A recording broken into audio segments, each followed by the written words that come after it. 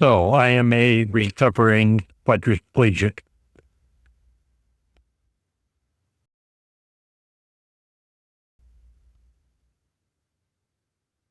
So I'm able to walk, move around, but I'm still technically a quadriplegic, which means all four limbs are affected. People don't really get that. And if I say I'm exactly the same, then I'm not. So my preferred word is recovering quadriplegic because that gets the fact that I'm able to do most things, but it's hard.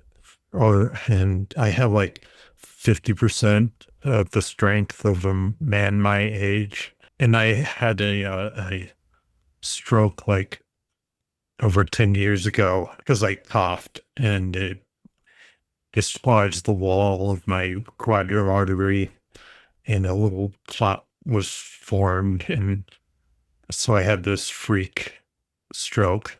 So if you see, you know, I sort of do this, and if I'm really tired, I Spider-Man, but that's a separate thing. And so half my body is already, partially paralyzed, and then there's some pain, and my speech has been affected, which is not ideal for a YouTuber, but what am I going to do about it?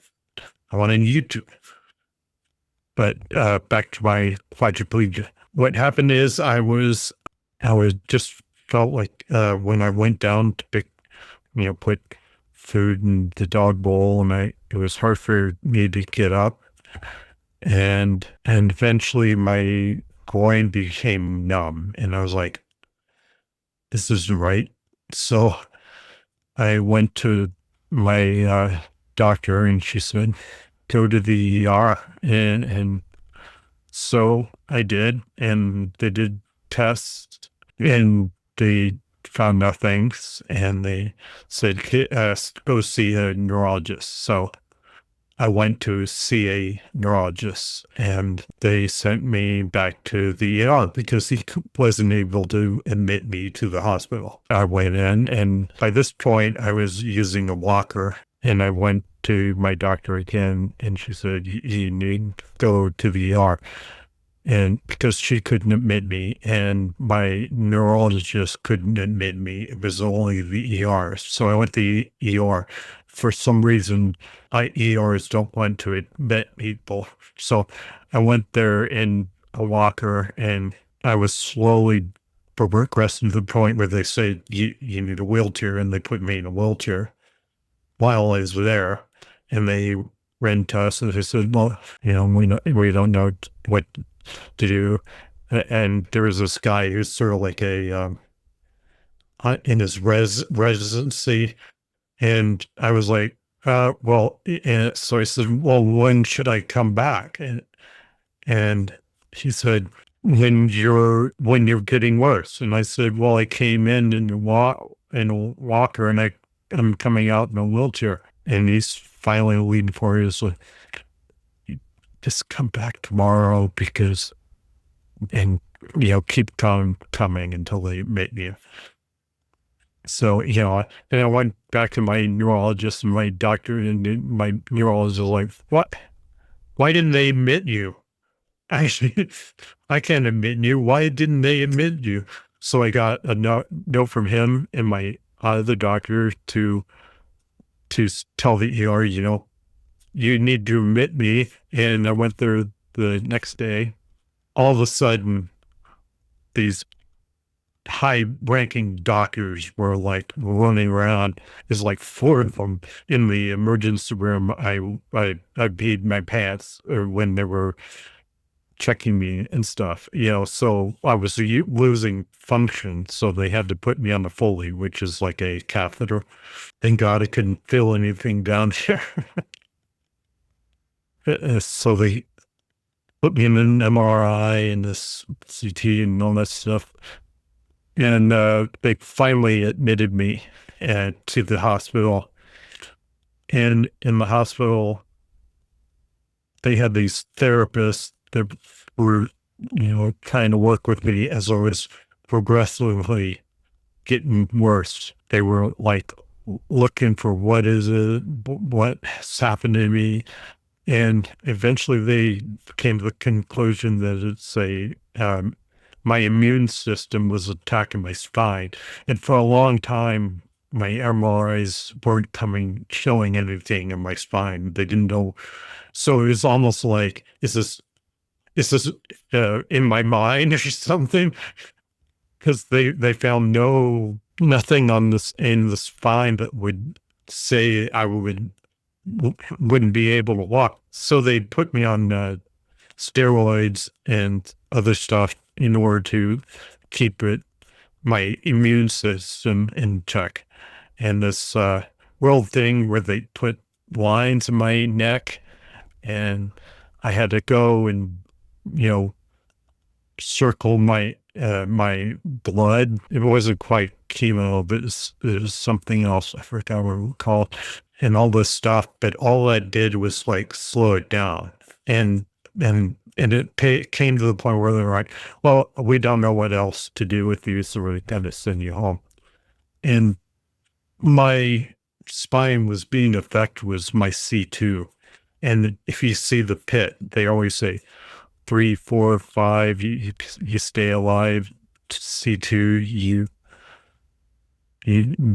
I forgot where it was like but essentially get a pox to bury you. And it became to the point where I could only use like one hand, barely. I wasn't able to like push the button for the nurse, and I was losing my ability to breathe, and I had to have a machine in order to allow me to cough and maybe my ability to swallow. So I was looking at having a joystick, with my chin, or to move me around and get me on the breather in order to allow me to breathe. And they sent me to this physical therapy, which is like, this is how you learn how to use a wheelchair and all this stuff. And then we send you home. And I was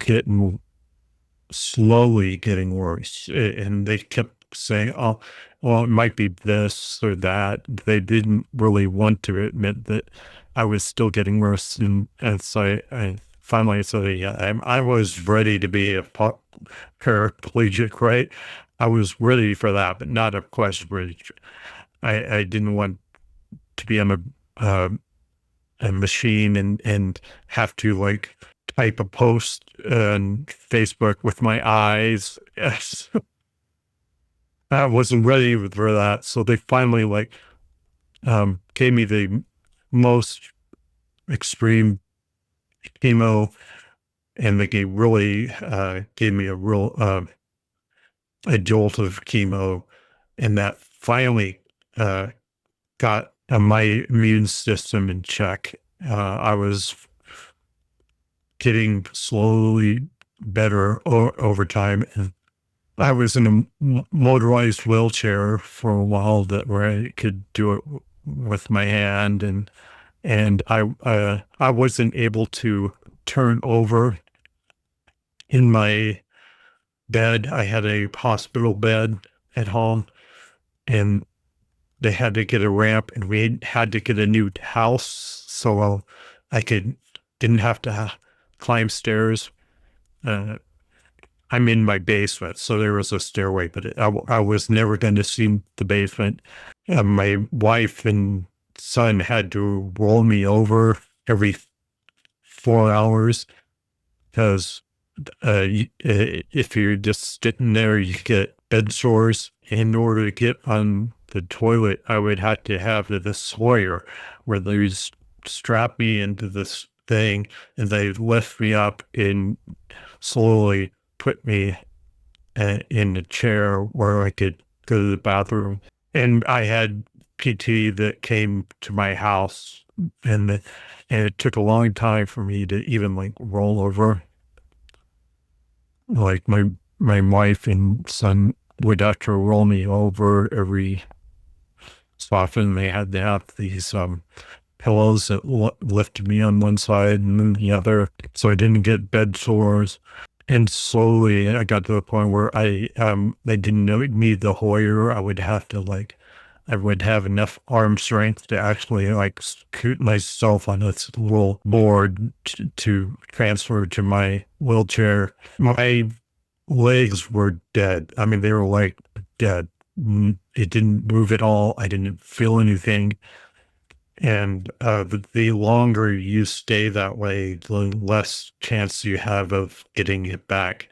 And it took quite a while before I got my toe to move.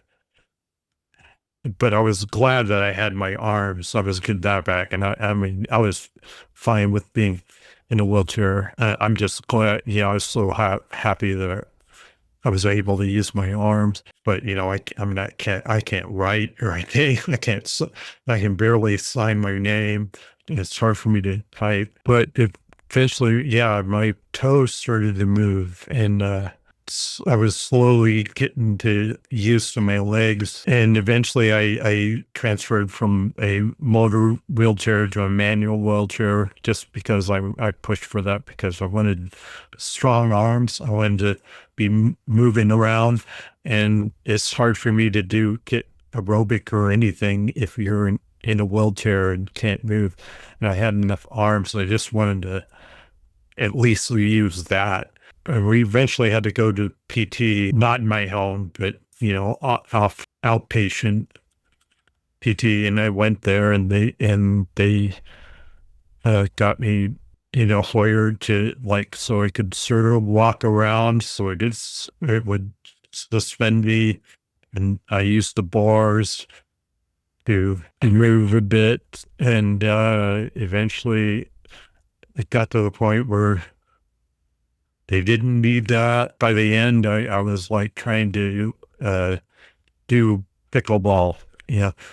And I got lessons, but they told me like, am I ready for the beginner class? And they said, no, you stop. Because basically I can sit there and hit it back and forth, but it takes, and maybe take a step or two, but running around the court, I mean, even though it's like a half tennis court, I'm not able to do that. And I have to sit down and take rests. Am able to walk a mile until my feet start blocking. If I go to Disneyland where there's 12 miles, I need a scooter. And I have been able to, with brakes, I can go to the grocery store and back because I'm not able to drive a mile there and back. So I am able to occasionally do more than that, but really it's only like a mile, and then my knees start blocking, which means I don't have enough muscles to keep that from happening. Right now, I'm still stuck at home. I still can't drive. I can walk to the Taco Bell. That's about a half mile and back. And I can go to the pool, which is like a quarter mile and back. And I can go to the grocery store a bit further. That's challenging, and I might have to rest the next day. That's where I am right now. All limbs are still affected by this paralysis, but on this hand, which is I was right-handed before my stroke, so it's my left that I use. And the only effect that it has on this hand is numbness on my fingertips, but otherwise, I'm still numb from the belt down. I can't really use my right that well. I can use this for holding a utensil, but it's hard. And so that's where I am.